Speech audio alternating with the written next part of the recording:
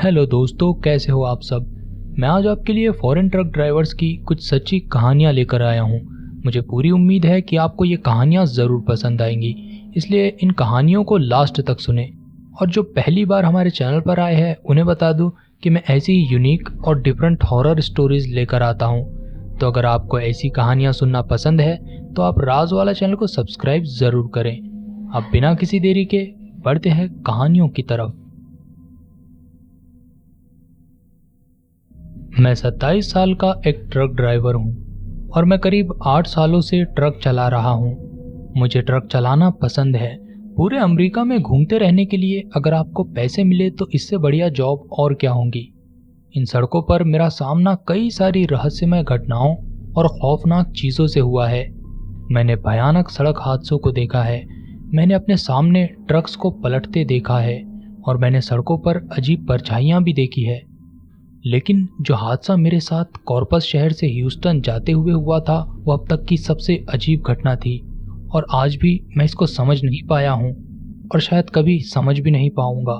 मैंने अपने आप से ये वादा कर लिया है कि मैं दोबारा उस रोड पर नहीं जाऊंगा। चलिए शुरुआत से शुरू करते हैं। मैंने एक फर्नीचर कंपनी के लिए काम करना शुरू किया था। मैं हमेशा रात में ड्राइव किया करता था और सुबह 5 बजे तक मैं अपना काम निपटा देता था। उस रात मेरे ट्रक में सामान भरवा कर मैं कॉर्पस शहर के लिए ह्यूस्टन से निकल पड़ा। ये ड्राइव करीब 3.5 घंटों की थी। इससे पहले भी मैं इस रोड पर कई बार ट्रिप लगा चुका था, इसलिए मैंने पॉडकास्ट को लगाया और कॉफ़ी की चुस्कियां लेते हुए रात के अंधेरे में ट्रक चलाने लगा। मैं करीब 2 घंटों तक ड्राइव करता रहा जब तक मैं इस रोड पर नहीं पहुंच गया। ये एक शॉर्टकट था। ये रोड काफ़ी पतला था और इस रोड पर ना ही कार्स होती थी और ना ही मीलों तक कोई घर ही था। इस रोड पर सिर्फ हिरन और जंगली सूअर ही कभी कभार दिखाई देते थे। इस रोड पर थोड़ी दूर तक गाड़ी चलाते हुए मुझे ऐसे लगा कि मेरे सामने कोई चीज़ थी। मुझे लगा यह शायद हिरन या कोई जंगली सूअर होगा, इसलिए मैंने अपनी रफ्तार कम कर दी। मुझे उम्मीद थी कि गाड़ी की आवाज़ को सुनकर वो सड़क से नीचे उतर जाएगा, लेकिन जैसे जैसे मैं उसके करीब आता गया मुझे पता चला कि ये कोई जानवर नहीं है, बल्कि ये तो एक लड़की थी और उसकी पीठ मेरी तरफ थी। उसे बिल्कुल भी अंदाज़ा नहीं था कि एक बड़ा सा ट्रक उसके पीछे आ रहा है। उसे इस बात से कोई फर्क नहीं पड़ता दिखाई दे रहा था कि वो सड़क के बीचों बीच से चल रही है। मैंने अपनी गाड़ी की रफ्तार बहुत कम कर दी और सड़क के दूसरे किनारे से उसे ओवरटेक करने की कोशिश की। जब मैं उसके पास से गुजरा तो मैंने नोटिस किया कि उसने वाइट शर्ट पहना हुआ था और उसने पैरों में चप्पल नहीं पहनी हुई थी। उसके बाल भूरे रंग के थे, लेकिन मैं उसका चेहरा नहीं देख पाया। जैसे जैसे मेरी गाड़ी उसके करीब आती गई मैं अपनी रफ्तार और धीमी करता गया। मैं काफ़ी चिंता में था और मैंने अपनी खिड़की का शीशा नीचे किया हुआ था और मैं उससे पूछना चाहता था कि क्या उसे मदद की ज़रूरत है। लेकिन जैसे ही मैं उसके करीब पहुंचा वो मुड़ी और मेरी ओर देखने लगी। उसने इतनी जल्दी अपनी गर्दन घुमाई थी कि अगर कोई आम आदमी ऐसा करे तो उसकी गर्दन टूट जाए। फिर अगले ही लम्हे मैंने उसके चेहरे को देखा और उसे देखकर करीब करीब बेहोश ही हो गया। उसका चेहरा बिल्कुल सफ़ेद था और उस पर कोई भी भाव नहीं थे। वो कुछ इस तरह से मेरी तरफ देख रही थी मानो मेरी अंतर आत्मा में झांक रही हो। उसका काजल उसकी आंखों से रिसकर उसके पूरे चेहरे पर फैल गया था, मानो वो काफी लंबे समय तक रोती रही हो। उसका मुंह बहुत ज्यादा लंबा था, इतना लंबा कि किसी इंसान का मुंह इतना लंबा हो ही नहीं सकता था। जैसे ही मैंने उसका ये चेहरा देखा मैंने एक्सीलेटर पर दबाव बढ़ा दिया, लेकिन एक ट्रक रफ्तार पकड़ने में काफी टाइम लेता है, खासकर जब वो सामान से लदा हुआ हो। जैसे ही मैं उसके आगे निकला वो ट्रक के पीछे दौड़ने लगी। वो मेरा पीछा कर रही थी। मैंने आखिरकार रफ्तार पकड़ी और मिरर में देखा तो वो जा चुकी थी। वो जैसे गायब हो गई थी। हो सकता है वो जंगल में चली गई हो, लेकिन मुझे नहीं लगता कि उसके पास इतना समय था कि वो बस कुछ सेकंड्स में ही मेरी नज़रों से इतनी दूर निकल जाए कि मुझे दिखाई ही ना दे। करीब 40 मील दूर मैं इस छोटे रास्ते से मेन रोड पर आ गया। जैसे ही मैंने स्टॉप साइन से राइट टर्न लिया मुझे एक कार खड़ी हुई दिखाई दी। वो सड़क के राइट साइड पर घास पर खड़ी थी। उस गाड़ी के पास एक लड़की खड़ी थी। उसके बाल भूरे थे और उसका काजल बिखरा हुआ था, और जब मैंने टर्न लिया वो मेरी तरफ ही देख रही थी। मुझे नहीं पता मैंने उस दिन क्या देखा था, क्या वो हकीकत थी भी या नहीं। उस दिन के बाद मैंने उस रोड का इस्तेमाल कभी नहीं किया, और जितना हो सके मैं ऐसे शॉर्टकट्स वाले रोड पर ड्राइव करने से बचता हूँ। मैं एक महिला ट्रक ड्राइवर हूँ। मैं करीब 20 सालों से इन सड़कों की धूल छान रही हूँ। एक रात करीब 2 या 3 बजे का टाइम था। मैं एरिज़ोना से नेवाडा के लिए सफ़र कर रही थी। जिन्हें इस रास्ते के बारे में नहीं पता उन्हें बता दूं कि ये रास्ता बहुत उजाड़ है। 400 से ज़्यादा मीलों तक बस रेगिस्तान ही रेगिस्तान है। बस कभी कभार बॉर्डर पेट्रोल के चेक पॉइंट्स ही है जो इस रास्ते पर पड़ते हैं। पहले बॉर्डर पेट्रोल के चेक पॉइंट से निकलकर मैं कुछ मील आगे बढ़ी तो मैंने कुछ ऐसा नोटिस किया जिसे समझना मुश्किल है। मुझे एक 2 मील लंबा काला रोशनी का पिल्लर दिखाई दिया। ये जो भी था वो रात से भी ज्यादा काला था। इसे देखकर मेरी उत्सुकता बढ़ गई। मैंने कभी नहीं सोचा था कि ऐसा कुछ मुमकिन भी है। उस समय ट्रैफिक बिल्कुल भी नहीं था। मेरी हेडलाइट्स जितनी दूर तक जा सकती थी मुझे साफ रोड दिखाई दे रहा था, और उसके अलावा रोड पर कुछ भी नहीं था। इस डार्क पिलर से करीब 1 मील दूर जाने के बाद मुझे कुछ दिखाई दिया। मैंने सोचा शायद वो रेस्ट एरिया है। वो बहुत चमकदार था। मुझे लगा शायद वहाँ पार्टी हो रही है। मैंने सोचा मैं भी बेगानी शादी में दीवाने अब्दुल्ला की तरह इस पार्टी में घुस जाऊं और थोड़े मजे करूं। लेकिन तभी मेरा ट्रक अचानक से बंद हो गया। मुझे इसे सड़क के किनारे ले जाने में भी दिक्कत होने लगी। मैं इसे किनारे करने के जतन कर रही थी कि मैंने अपने पीछे से आ रहे हेडलाइट्स को नोटिस किया। एक के बाद एक वो लाइट्स बुझने लगे, और फिर मैंने देखा कि वो डार्क पिलर हवा में उड़ रहा था। मेरे सामने जो चीज़ थी जिसे मैं रेस्ट एरिया समझ रही थी, दरअसल वो रेस्ट एरिया नहीं था, क्योंकि वो चीज़ हवा में उड़ने लगी थी, और जैसे जैसे वो ऊपर जा रहा था उसकी रोशनी और ज़्यादा बढ़ती जा रही थी। वो रोशनी सूरज से भी ज़्यादा चमकदार थी और पूरे रेगिस्तान को उसने जगमगा दिया था। ऐसे लग रहा था मानो ये दिन का समय हो। मैं इसके बारे में कुछ और सोच पाती इससे पहले ही वो चीज़ हवा में एक झटके के साथ ऊपर उड़ गई और फिर गायब हो गई। इसके बाद ही मेरी गाड़ी दोबारा से चालू हो पाई और मेरे पीछे से आ रही हेडलाइट्स भी दोबारा चालू हो गई। मैं कंफ्यूजन में आगे गाड़ी चलाती रही। सच पूछो तो मुझे थोड़ा डर भी लग रहा था। मैं करीब 6 से 8 मील दूर तक ट्रक चलाती रही थी, तब जाकर मुझे असली रेस्ट स्टॉप दिखाई दिया। मैंने अपना ट्रक रुकाया और दूसरे ट्रक ड्राइवर्स जो वहां खड़े थे उनके पास गई। उनमें से कई सारे लोगों ने उस घटना को देखा था और हमने इसके बारे में 10-15 मिनटों तक बातें भी की। इसके बारे में बात करने के लिए वहाँ कई सारे लोग थे। वहाँ करीब 60 से 80 लोग रहे होंगे और सबके सब उस अजीब यूएफओ के बारे में बात कर रहे थे जिसे हम सब ने देखा था। कई सारे लोगों ने इसके बारे में पुलिस को भी रिपोर्ट किया था। इस घटना के बारे में अखबारों में भी छपा था। अगर आप उसे देखना चाहें तो आप जून 2013 के अखबार खंगाल सकते हो। मुझे नहीं लगता कि हम इस यूनिवर्स में अकेले हैं।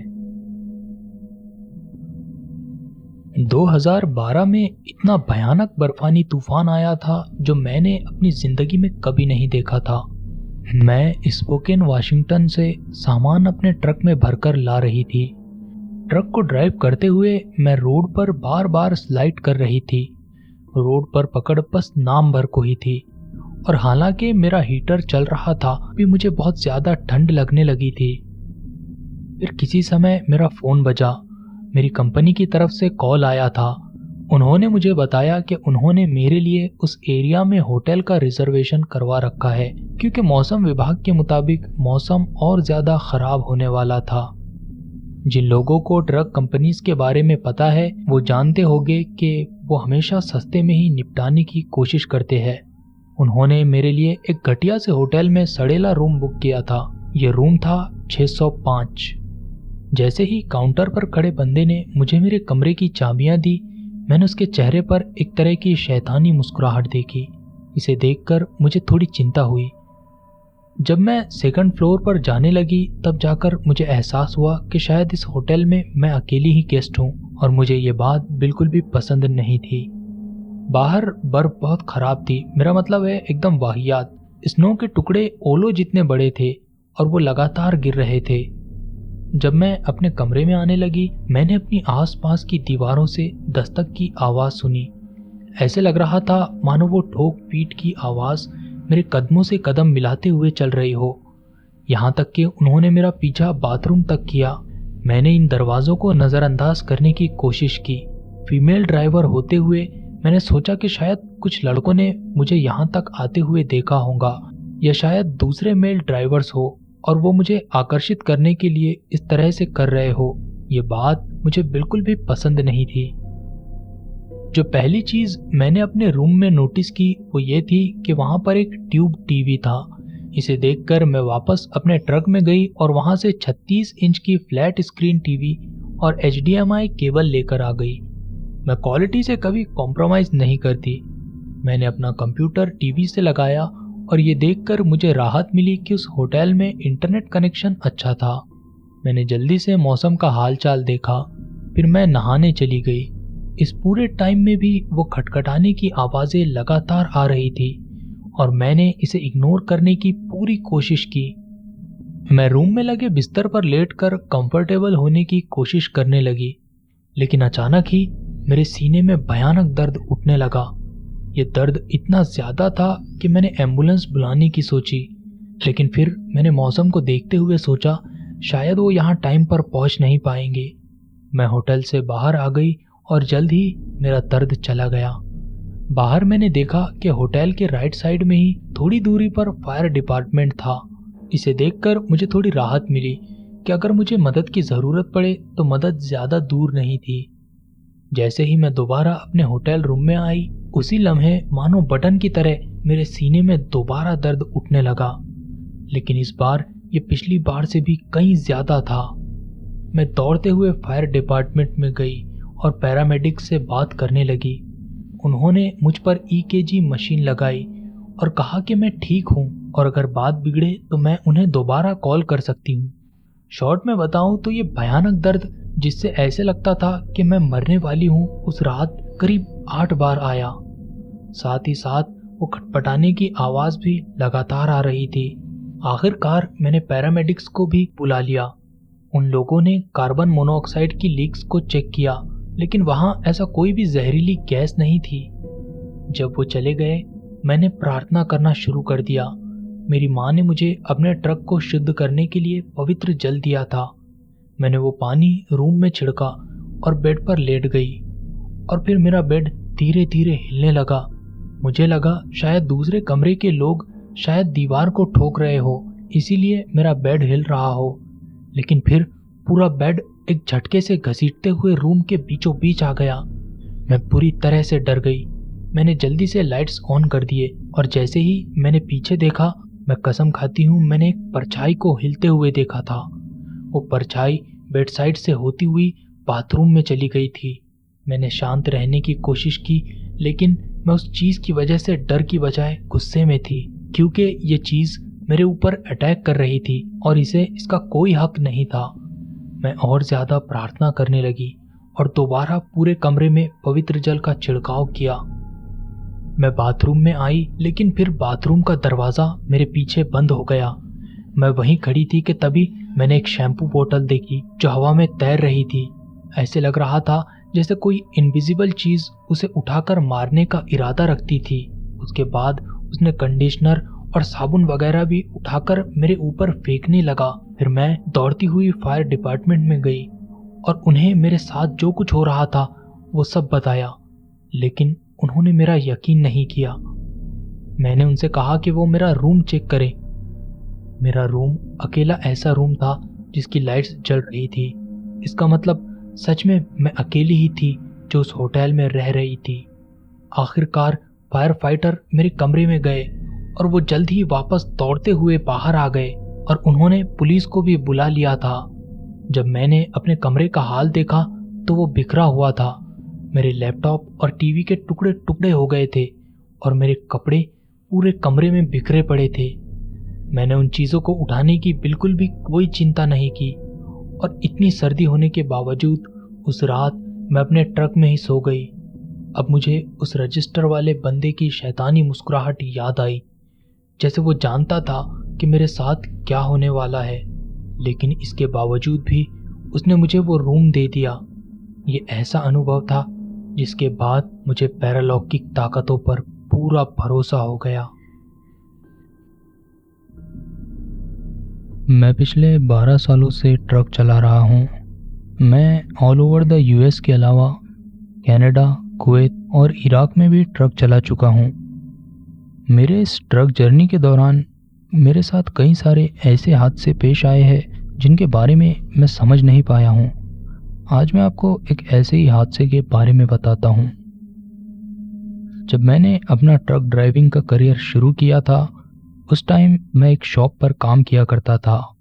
उसमें मेरा काम गाड़ियों को टो करने का था, यानी वो गाड़ियाँ जिनका एक्सीडेंट हो जाता है और जो कबाड़ा हो जाती है, ऐसी गाड़ियों को मुझे अपने ट्रक से बांधकर गराज तक ले जाना होता था। एक रात मुझे एक काम मिला जहाँ पर मुझे यहाँ से 1 घंटा दूर एक कार को टो करके गराज तक पहुँचाना था। मैं उस जगह पर गया, गाड़ी को अपने ट्रक से बांधा और उसे उसके गराज तक पहुँचा दिया और फिर मैं अपनी शॉप पर वापस आने लगा। वापस आते टाइम रास्ता बिल्कुल सुनसान था। रास्ते में कोई गाड़ी वगैरह भी आती हुई नहीं दिखाई दे रही थी। वो रात का समय था और मुझे काफ़ी ऊँघ आने लगी थी। मुझे ऐसा लग रहा था कि मैं शायद बैठे बैठे ही गाड़ी चलाते हुए ही सो जाऊंगा। अचानक मेरी आंखें चौकन्नी हो गई क्योंकि मेरे सामने एक सफ़ेद कपड़ों वाली औरत दिखी और मुझे ऐसा लगा कि मैंने उसे अपने ट्रक से धक्का मार दिया हो। मैंने जल्दी से अपने ब्रेक लगाए और ट्रक रोक दिया। मैं ट्रक से बाहर आया और आसपास देखने लगा, लेकिन वहाँ कोई नहीं था। ना ही आसपास कोई खून था और ना ही मेरे ट्रक पे कोई चोट आई थी। ये देखकर मैं काफ़ी डर गया और मैं दोबारा अपनी गाड़ी में बैठ गया और फिर वापस मैं अपनी शॉप पर आ गया। शॉप पर आने के बाद मैंने अपने दूसरे साथियों को इस किस्से के बारे में बताया और उन्होंने बताया कि उस रोड पर उन्हें भी वो सफ़ेद कपड़ों वाली औरत कई बार दिख चुकी है, लेकिन वो औरत कौन है इसके बारे में कोई नहीं जानता। ये 15 साल पहले की बात है, जब मैं 8 साल का था। मेरे पिताजी ट्रकर थे और आप अंदाज़ा लगा ही सकते हैं कि उन्होंने अपना ज़्यादातर टाइम ट्रक चलाते हुए सड़कों पर ही बिताया था। जब स्कूल की छुट्टियां होती, उस समय पर मैं अपने पिताजी के साथ ट्रक में जाया करता था। मुझे अपने पिताजी के साथ ट्रकिंग पे जाना बहुत पसंद था क्योंकि इससे मुझे पूरे मुल्क में घूमने मिलता और साथ ही मुझे नई नई चीज़ें दिखती और साथ ही खाने पीने के लिए भी अच्छा बंदोबस्त हो जाता था। इस बार साल 2005 में मैं गर्मियों की छुट्टियों में अपने पिताजी के साथ ट्रकिंग पर गया। इस बार मेरे पिताजी ने ज़रूरत से ज़्यादा कपड़े बांधने के लिए कहा था क्योंकि इस बार हम काफ़ी दूर जाने वाले थे। उस रात मैंने अपने कपड़ों के अलावा मेरे कुछ खिलौने भी पैक करके रख दिए थे। अगली सुबह मैं और मेरे पिताजी उस जगह पर गए जहां पर हमारा ट्रक खड़ा था और फिर हम ट्रक लेकर आगे के सफ़र के लिए चल पड़े। पहले कुछ घंटों तक मेरे पिताजी लगातार ट्रक चलाते रहे, इसलिए मैंने अपने खिलौने निकाले और खेलने लगा। करीब 3 घंटों बाद मेरे पिताजी ने मुझसे पूछा कि क्या मुझे भूख लगी है। उसके बाद हम मैकडॉनल्ड में गए और फिर खाना खाया। खाना खाने के बाद मेरे पिताजी दोबारा से ट्रक चलाने लगे। सुनसान रास्ते पर ट्रक चलाते हुए 1 और घंटा बीत गया। अचानक ही हम चौंक पड़े। ऐसे सुनाई दे रहा था जैसे कोई चीज़ ट्रक के निचले हिस्से में घिस रही हो। मेरे पिताजी ने ट्रक को रोक दिया और नीचे उतरकर ट्रक का जायज़ा लेने लगे कि आखिर आवाज़ आ कहाँ से रही थी। मैं ट्रक के अंदर ही बैठा रहा। मुझे नहीं पता ट्रक में दिक्कत क्या थी, लेकिन मुझे याद पड़ता है कि मेरे पिताजी ने किसी को फ़ोन लगाया था। कुछ देर वो फ़ोन पर चीखते रहे और उसके बाद वो ट्रक के अंदर आ गए। उन्होंने मुझे बताया कि हमें कहीं रुकना होगा क्योंकि ट्रक के अंदर कोई दिक्कत आ गई है। थोड़ी ही देर में हम ऐसी जगह पर पहुंच गए जो एक छोटा सा गराज सा लग रहा था। मेरे पिताजी उस शॉप के अंदर चले गए और थोड़ी देर अंदर किसी से बात करने के बाद वो बाहर आ गए। फिर उन्होंने मुझे बाहर आने के लिए कहा और ये भी बताया कि ट्रक को चेक करने की ज़रूरत है। मुझे बताया नहीं गया था कि आखिर ट्रक में दिक्कत क्या है। मेरे पिताजी और मैं करीब 4 घंटों तक इंतज़ार करते रहे। इस टाइम में वो आदमी ट्रक को दुरुस्त करता रहा। जब वो ट्रक को ठीक कर चुका तो उसके बाद हमने दोबारा से अपनी जर्नी कंटिन्यू की। इस टाइम तक अब शाम के 6 बज चुके थे और मैंने दोबारा से अपने खिलौने निकालकर उनसे खेलना शुरू कर दिया था। मैं अगले 1 घंटे तक खेलता रहा और उसके बाद मुझे नींद आने लगी और अपने सर को साइड वाली विंडो पर टिकाकर सोने की कोशिश करने लगा। खिड़की के कांच से पीछे जाते हुए पेड़ों को देखते हुए आखिरकार मैं सो गया। अचानक मेरी जब नींद खुली तो मैंने देखा कि मेरे पिताजी बहुत तेज़ी से ट्रक चला रहे थे। मैंने बाहर देखा तो बाहर चारों ओर काला अंधेरा छा गया था। मैंने इस पर ज़्यादा ध्यान नहीं दिया और दोबारा से मैं सो गया। जब मेरी दोबारा आँख खुली तो मेरे पिताजी ने कहा कि तुम डरो मत। मेरे कुछ समझ में नहीं आया कि आखिर मेरे पिताजी कह क्या रहे हैं। उसके बाद मैंने अपने पिताजी से पूछा कि वो आखिर इतनी तेज़ी से गाड़ी क्यों चला रहे हैं। उन्होंने अपनी नज़रें रोड पर जमाए रखी और उन्होंने मेरे सवाल का जवाब नहीं दिया। मैं अपने पिताजी की तरफ देखने लगा। तभी मैंने अचानक उनकी खिड़की की तरफ देखा। उनकी तरफ वाली खिड़की पर कोई चीज़ हिल रही थी। ऐसे लग रहा था मानो वो चीज़ उनकी खिड़की की तरफ एक पल को आ रही हो और फिर पीछे जाकर दोबारा से आ रही हो और इसी तरह वो बार बार कर रही थी। वो चीज़ सफ़ेद रंग की लग रही थी, लेकिन मुझे समझ नहीं आ रहा था कि आखिर वो चीज़ थी क्या और वो इतनी तेज़ी से क्यों जा रही थी।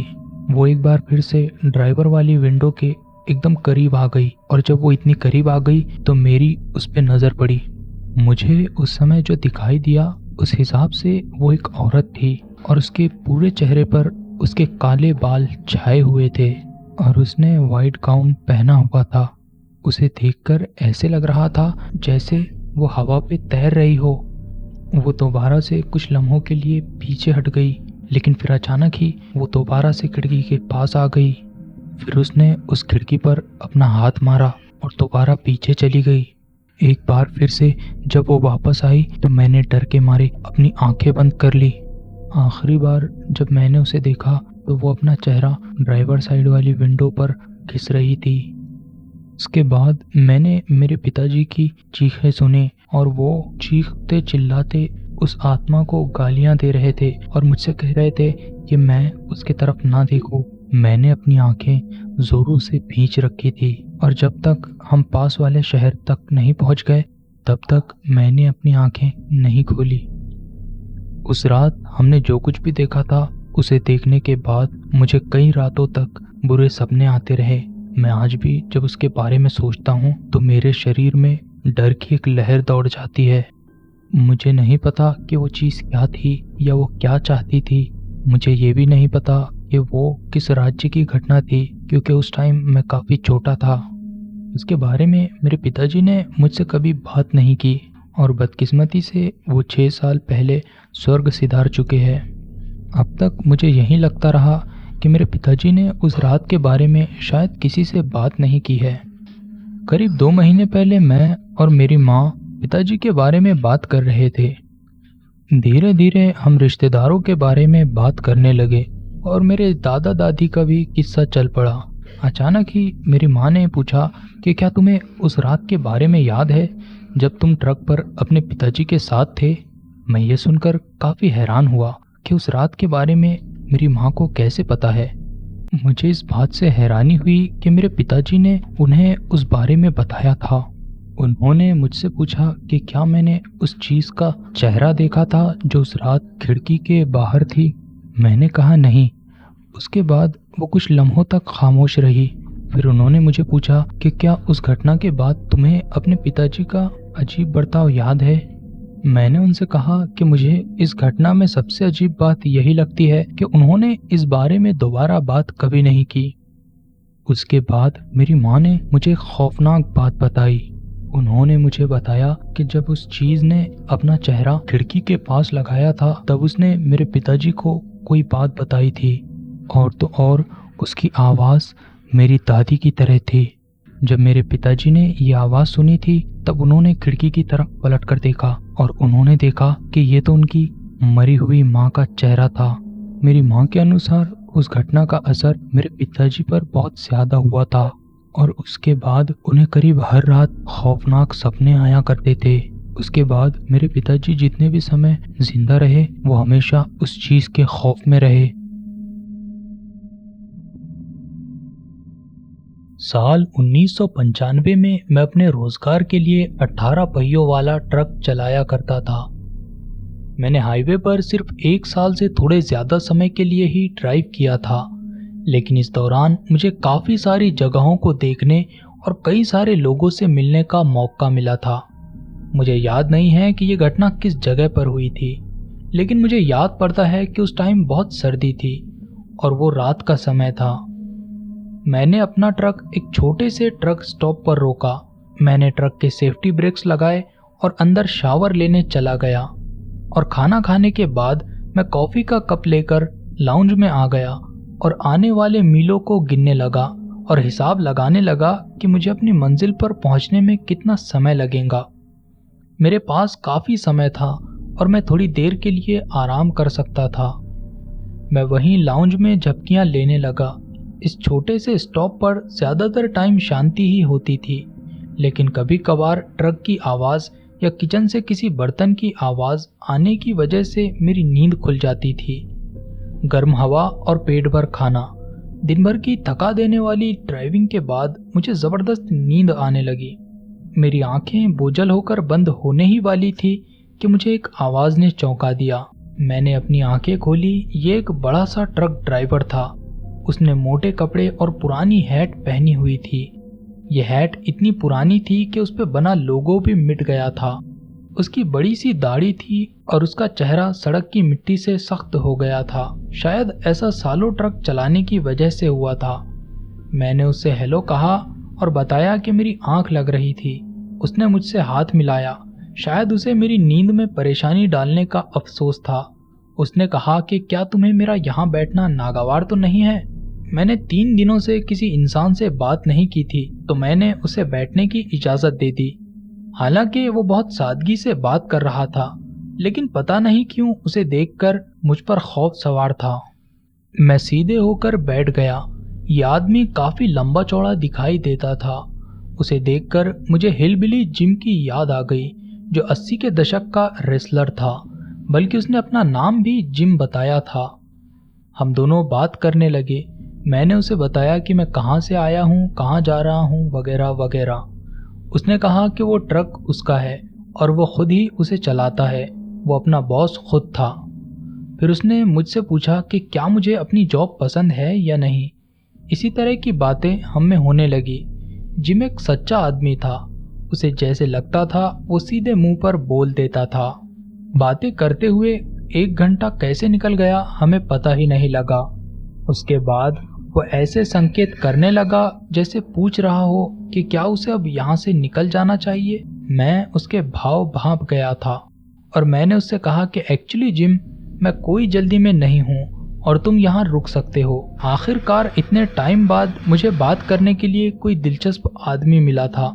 जिम मुस्कुराया और बोला कि अच्छा हुआ जो मैंने उसे बता दिया। वो भी यहाँ से जाना नहीं चाहता था। वो अपनी सीट पर कंफर्टेबल होकर बैठ गया और वेट्रेस को कॉफ़ी का खाली मग दिखाते हुए कॉफ़ी की मांग की। फिर उसने मुझसे कहा कि क्या तुम एक सच्ची कहानी सुनना चाहोगे दोस्त। वेट्रेस आई और उसने मग कॉफ़ी से भर दिया। मैंने अपना सर हिलाकर कहानी सुनने के लिए हामी भरी। फिर जिम बोला, बाहर थोड़ा सतर्क रहना चाहिए दोस्त। तुम जो बड़ी कंपनीज के लिए गाड़ियाँ चलाते हो, तुम्हें कई सारे नियमों का पालन करना होता है। मैंने अपनी भवें उठाकर पूछा, इसका क्या मतलब है? हाँ, ये बात सही है कि हमें कई सारे नियमों का पालन करना होता है, लेकिन ये हमारी सेफ्टी को ध्यान में रखते हुए ही तो बनाए गए हैं। और मेरे ख्याल से जिम का मतलब उन रूल्स से नहीं था। जिम एक लम्हे के लिए रुक गया। शायद वो सोच रहा था कि उसे कहाँ से शुरू करना चाहिए। करीब 10 सालों पहले मैं एक ट्रेलर चलाया करता था, जैसा तुम अभी चला रहे हो। मैं विस्कॉन्सिन के वीरान रास्तों पर था। इतना कहकर जिम एक बार फिर रुक गया, लेकिन इस बार ऐसे लग रहा था जैसे वो इसे मुझे बताने की हिम्मत जुटा रहा हो। फिर जिम ने कॉफी की चुस्की लेते हुए दोबारा अपनी कहानी बताना शुरू की। जैसे किस्मत में लिखा होता है, मुझे एक ट्रक स्टॉप दिखाई दिया। मैंने अपने ट्रक को ऑन ही रखकर ब्रेक्स लगाए और मैं उसे बंद नहीं करना चाहता था, क्योंकि इतनी सर्दी में शायद वो दोबारा चालू नहीं हो पाता। मैं अंदर गया और नहाकर खाना खाया। खाने के बाद मैं पार्किंग लॉट में गया जहां मेरा ट्रक खड़ा था। मैं अपनी ट्रक की साइड से गुजर रहा था कि अचानक ही मेरे पैरों में भयानक दर्द उठा। उस कड़कड़ाती सर्दी में मेरे पैरों में मानो आग लगी थी। मैं एक झटके से ट्रक से दूर हो गया। तभी मैंने देखा कोई आदमी मेरे ट्रक के नीचे से निकल कर आया था। उसके हाथ में एक लोहे की रॉड थी। उसने मेरे पैरों पर उसी रॉड से हमला किया था। मुझे नहीं पता वो मुझे लूटना चाहता था या शायद मुझे जान से मार देना चाहता था, लेकिन उस समय मैं बहुत ज्यादा डर गया था। वो आदमी मेरी तरफ ही बढ़ रहा था। अगर मैं कुछ ना करता तो शायद वो मुझे मार देता। तभी मैंने अपने बैग में हाथ डाला और अपनी बंदूक निकाली। अब मुझे समझ आ गया था कि जिम किन नियमों की बात कर रहा था। दरअसल हमें कंपनीज और कानून बंदूक रखने की इजाज़त नहीं देते हैं, लेकिन कंपनी में काम करने के बावजूद कई सारे ट्रक ड्राइवर्स खुद की सेफ्टी के लिए बंदूक रखते हैं। फिर आगे जिम ने बताया, मैंने उस आदमी के सीने में 2 गोलियां मारी और जिसकी वजह से जाहिर है वो वहीं पर ढेर हो गया। इतना कहकर जिम बहुत निराश दिखाई दे रहा था। उसने जो किया उसके लिए उसे अफसोस था। मैंने उसे तसल्ली दी कि तुमने जो कुछ भी किया था वो उस टाइम पर ज़रूरी था। उसे इस बात से नफरत थी कि उसने मुझे ये कहानी अपनी बढ़ाई के लिए नहीं बताई थी। उसने जो किया था उसके लिए वो शर्मिंदा था। उसकी आंखों में एक लम्हे के लिए आंसू आ गए थे, लेकिन एक पुराना मजा हुआ ट्रक ड्राइवर होने की वजह से उतनी ही जल्दी उसने अपने आंसुओं पर कंट्रोल कर लिया था। जिम ने मुझे बताया कि गोलियों की आवाज़ ट्रक स्टॉप वालों ने सुनी थी और उन्होंने पुलिस को भी बुला लिया था और जिम के लिए एम्बुलेंस भी बुला ली गई थी, जबकि वो आदमी वहीं पर मारा गया था। उसके बाद जिम ने 3 दिन अस्पताल में बिताए थे। फिर जिम ने मुझे कहा, इसीलिए मैं तुम्हें कहता हूँ बाहर थोड़ा सावधान रहा करो। इतना कहकर उसने मुझे अपने पैर का घाव दिखाया। उसके पैर पर अब भी उस रॉड के उभरे हुए निशान थे। दोस्तों, अगर आपने बिना स्किप किए यहाँ तक कहानियाँ सुनी हैं तो आपका बहुत बहुत धन्यवाद। मुझे इसकी काफ़ी ज़्यादा ज़रूरत है ताकि हमारा चैनल और ज़्यादा ग्रो हो सके, क्योंकि जिस तरह से अभी चैनल ग्रो हो रहा है वो काफ़ी स्लो है। और प्लीज़ आप नीचे कमेंट ज़रूर करें जिससे इस वीडियो को और ज़्यादा रीच मिल सके, और अगर हो सके तो इसे अपने दोस्तों में शेयर करिए। मैं आपको मिलता हूँ अगले वीडियो के साथ। तब तक के लिए गुड बाय।